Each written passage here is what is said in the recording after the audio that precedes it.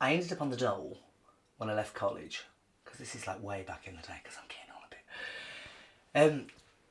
And they put you up for all these training schemes and God knows what. So I went on a training scheme, I did an MBQ and ended up doing care. And I did it for, God, 8, 9 years. I ended up a senior care officer for the mentally ill.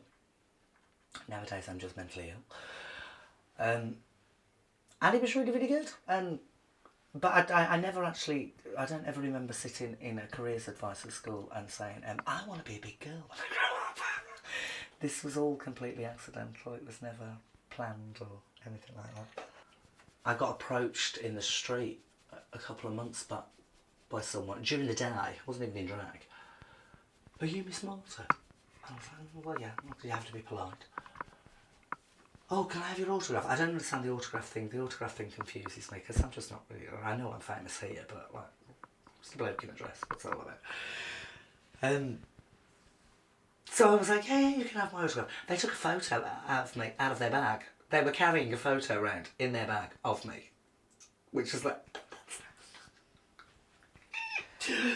Sometimes it's a bit weird, and I had a really bad incident a few years back when I used to work at a venue up the road called Glamorous, and they started having mail arrive at the pub, and it started off that it was nice letters, you know, oh, Miss Marty, I think you're lovely, and I think you're this, and I think you're that, and it was all very sweet and everything. And then it went from being really sweet and really flattering to being a little bit rude. There was sexual content and stuff, and then it gets a little bit nerve-wracking. And then whoever this person was, obviously followed me home one night, and this mail started coming through my door undelivered. And we ended up having to ring the police because whoever it was obviously decided he wasn't going to get what he wanted. So it went from being flattering and sexual to being downright violent. I mean, he was threatening to gut me and all sorts. And I had a 2-3 month period where I couldn't leave my own home without people being with me. And that's probably the scariest thing that's ever happened. It's quite frightening to stand on a stage, and it's quite frightening when something like that's happening. To stand up there and you've got hundreds of people staring at you, and you know that one of them people is that person, and you have no idea who it is, and that's quite frightening. And then they got him in the end. He got rather drunk one night and turned up on my doorstep. I remember being at school and being this shy little lad who would hide at the corner, and I used to get bullied somewhat chronic. And although you probably find it really, really hard to believe, when I'm not hiding behind all of this, a lot of the time I'm still that 16-year-old lad that used to get bullied. I'm quite shy, and I have no oodles of confidence in what I do, but no confidence in me. Mum still goes around charity shops, especially this time of year at Christmas, asking for sequin dresses.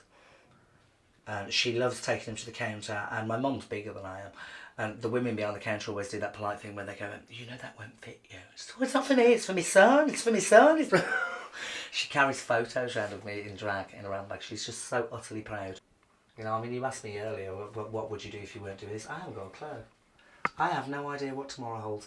But I think I kind of, when my dad passed away, was a huge, huge lesson that you don't know what's around the corner.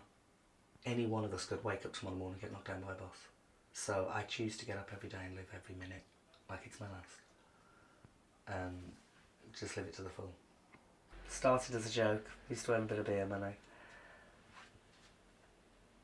14 years on, 3 awards later, I'm still rolling in it.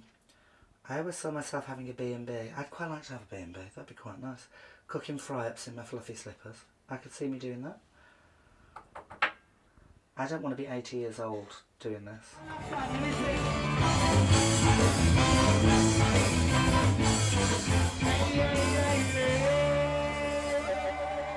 I have a motto: when you die, make sure there's no laughter left in the bank, because you can't take it with you.